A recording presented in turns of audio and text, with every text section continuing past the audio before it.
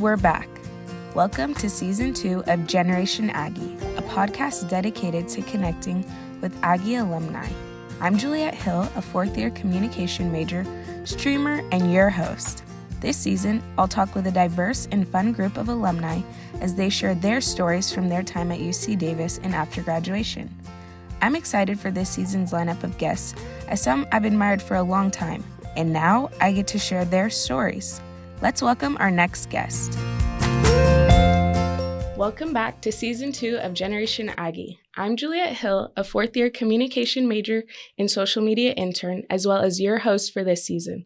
We're back with our third episode today in studio. Generation Aggie is a podcast dedicated to connecting Aggie alumni with current, future, and prospective students in order to build community and find commonalities. Today, we're here in person with our special guest, Megan Bull. Megan, how are you? I'm doing good. So happy to be here. Awesome. Do you mind just telling us a little bit about yourself before we go ahead and get started? Yes, I am 26 years old. I grew up in Vacaville before going to UC Davis, where I graduated in 2018. Since then, I moved to San Francisco, where I run a nonprofit called Reclaim Foundation, and I also work as a scientist at BioMarin Pharmaceutical. Amazing. She's done so much during her time as an Aggie, as well as in the years after. So I'm excited to be talking to you today. So let's go ahead and jump into our questions. During your time at Davis, what was your major, and are you working in that field currently? Yes, so I majored in pharmaceutical chemistry and I minored in technology management. And in my actual career at BioMarin Pharmaceutical, I definitely used both of those majors and minors. Mm-hmm. And in my role as the president and founder of Reclaim Foundation, I also really utilized that minor. Awesome. Being a woman in STEM, I'm sure that's like an exciting career to have. That's a big, big deal. What is your favorite part of your job currently? Oh man, my company is absolutely wonderful to work on, and we actually focus on rare diseases. So to see treatment options for people that are more underprivileged in the treatment area, and then be able to have possibilities of growth and increased survival or happiness in their life is a really amazing thing to see. Mm-hmm. Doing big work. So when you were at Davis, did you ever change your major during your time here? I did not change my major. I pretty much knew exactly what I wanted to do. The only caveat was at one point I considered switching to chemical engineering. So there's a lot of crossover between pharmaceutical chemistry and chemical engineering. So I kind of took classes that fit both majors. And then by my junior year, I realized that I was exactly where I wanted to be. Mm-hmm. I think a lot of students come in either knowing exactly what they want to do or the complete opposite and having no clue. So you got lucky. I was very lucky. Yeah, most people I know did not come in with the major they ended up with. I think it's very rare. I think it's okay to know that it's okay to switch as well if you are considering that, but it's nice that you're able to find your path and stick to that. Yeah, and it's also nice to have class options that kind of work for both things you might be interested in. That way you don't have to go back and repeat everything. It kind of also pivots to whatever else. Finding those carryovers that sort of align in the same way. Exactly. So I already know a little bit about you, but for the audience, what groups were you involved with during your time at Davis? This is sort of why I decided to interview you. We had a lot in common. Oh, goodness. Quite a few things, and hopefully I can get through them all without pulling up my resume. But I was a member of Alpha Chi Omega, where I served in a variety of leadership positions such as finance. I was sent to Washington, D.C. to work on the Student Housing Infrastructure Act and a variety of other volunteer positions within Alpha Chi Omega. Mm-hmm. And then I was a member of the cheer team, which I know we have in common, where I helped with some of the social media and the team bonding events. I was the vice president of Panhellenic, and then later the president of Panhellenic, which is the group that oversees all of the sororities on campus, so around 1,500 women. I worked at the UCDNA Sequencing Lab. I assisted PhD candidate Megan Kelso on her research. I nannied. I worked full-time during the summers and usually part-time during the school year. So very busy person. Yes. So to go along with that, obviously you were a busy bee. How did you manage your time while you were here at Davis? I think a lot of people are nervous to put too much on their plate. They don't want their academics to slip. So how did you manage your time? Yeah, totally. I kind of live by the expression that if you want to find the time, you will. Mm-hmm. If you are only going to school and that's your only big activity, and it's an important and a very, like, you want to put a lot of time into it. Mm-hmm. But if you have a month to study for a test, you might go to Crateville and study. You might go to the library with your friends and study. You might, do whatever you can to have the book open, but not actually study. But if you only give yourself a week, you're going to be studying, like really intense studying by yourself, learning everything you need to know before that test. So I kind of live by the same way of the more things I added to my plate, I just got a lot better at formatting my time. So, cheer was practices twice a week. And so I always had that allotted for cheer specifically. My meetings for the sororities were always a specific time. And then studying fell in between all of those things. And I had a good balance of being able to schedule myself. And my weekends, my Friday through Sunday, were my personal time to hang out with friends and have fun. And the weekdays were where I got down to business. Sounds like you were able to do it all, which is what we all aspire to do. So did you enjoy going to school close to home? I know you're Vacaville native. Yes. I'm from Fairfield, sister cities. I know my perspective of the city changed a lot once I got here. So I was wondering if that was similar for you. Absolutely. When I was considering colleges in high school, I was like, I'm going to go far, East Coast. I'm never coming back here. And then when I started getting my acceptances and started visiting all of the schools, I just kept coming back to Davis. And every time I did, I was falling in love with it a little bit more. Every student I talked to talked about how they did not regret coming here. It was the best choice of their life. And I finally let myself fall in love with the school close to home, probably the closest school I could have gone to. Yeah.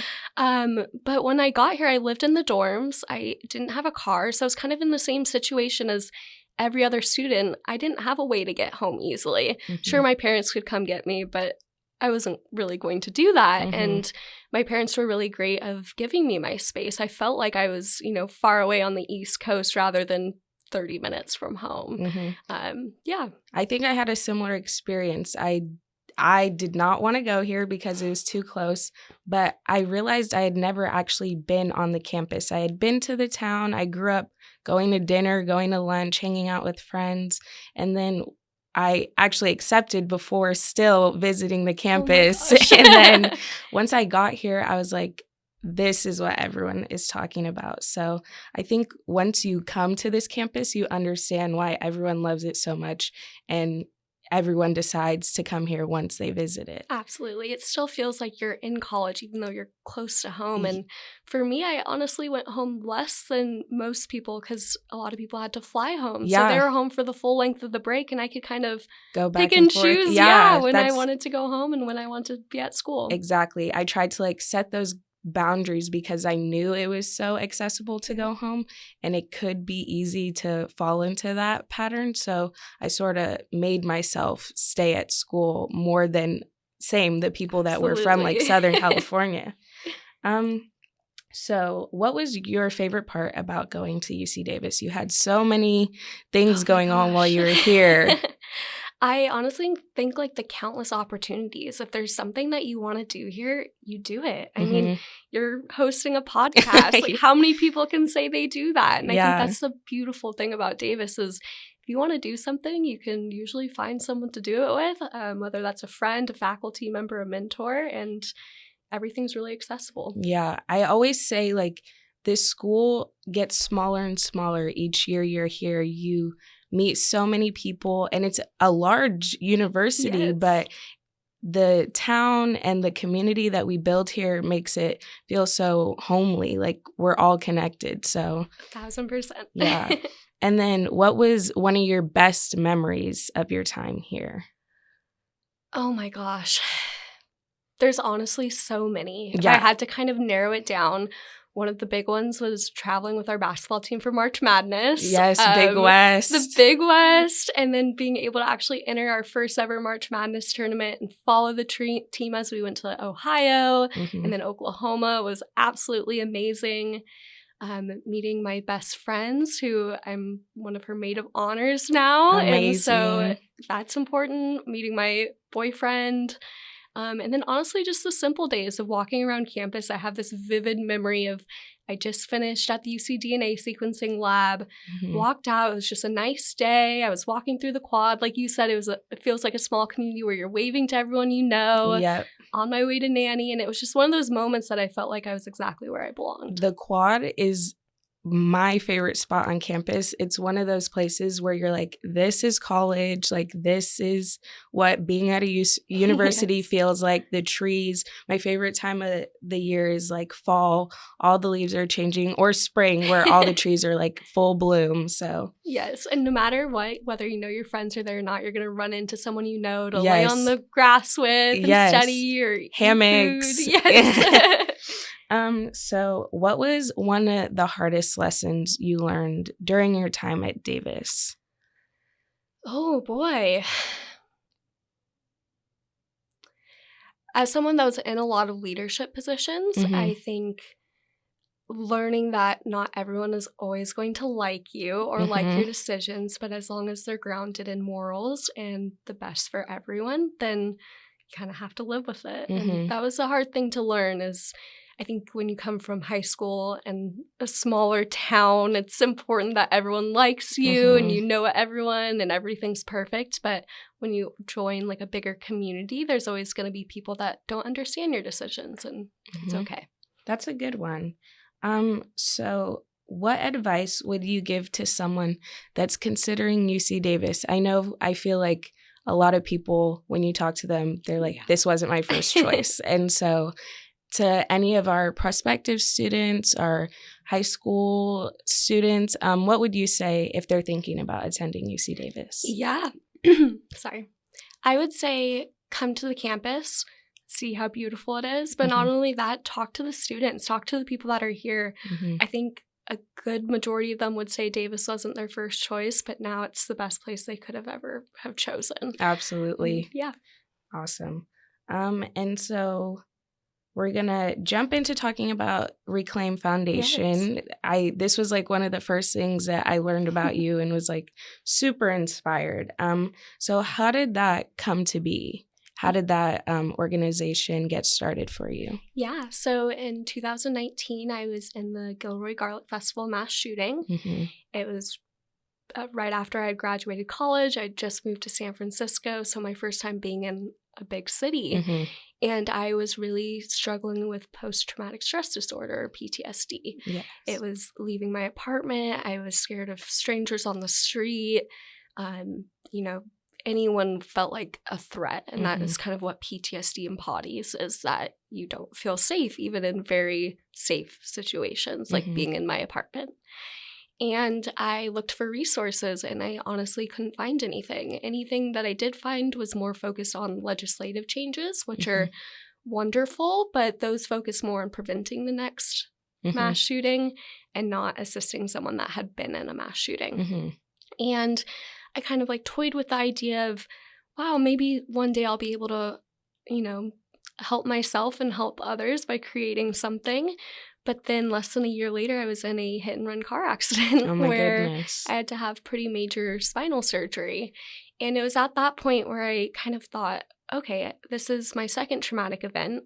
Right now, nonprofits are very secular, that they only focus on kind of one topic.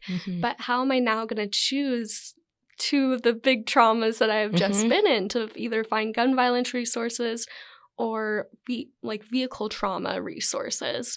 And so that's kind of where I finally landed on the idea of Reclaim Foundation as a trauma support, an all-inclusive resource, community, and financial assistance. So during my recovery, where I couldn't walk for 4 months, I started reading all these books on how to create a nonprofit, ended up filing the articles of incorporation from my bedroom, where my boyfriend took my letter and had to hand mail it.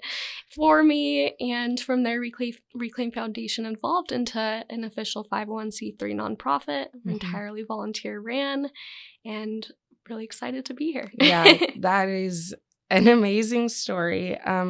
So what are some of the things that you do at your foundation?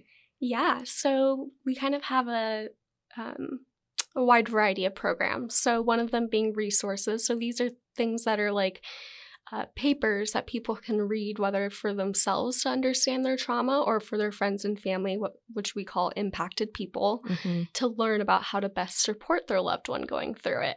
And those are quick guides. That way, anyone going through it can immediately find something for help.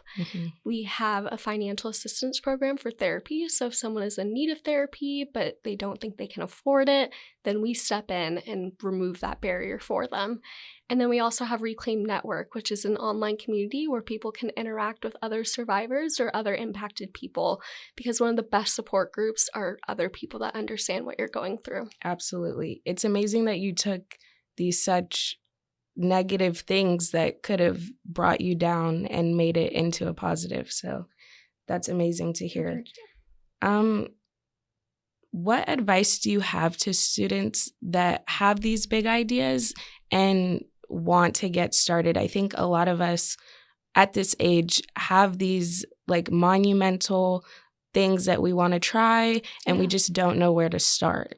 Yeah, I was honestly immobilized by my fear of starting. I felt like I needed to understand every single detail and thought, and I knew nothing about nonprofits, so I felt like I had to read every single book to fully understand it before I got started. And I can honestly tell you that was unnecessary. That I think you can read the book to do the initial steps. So for me, it was filing the paperwork. Once you file the paperwork, you can build from there. You can continue to learn as you go. You don't need to understand everything, and you never will understand everything. You will learn as you grow. Yeah, I think sounds like it's just taking that first leap of faith and getting started. And from there, it's all uphill. So exactly, you've got it. Yes. Awesome. I think that is all that I have for you today. It was so nice speaking with you. Such an inspiration. You've done so much for your community. So it's amazing to hear that we have Aggies like you out in the Aggie universe. Thank you everyone for watching, and go Ags. Go Ags.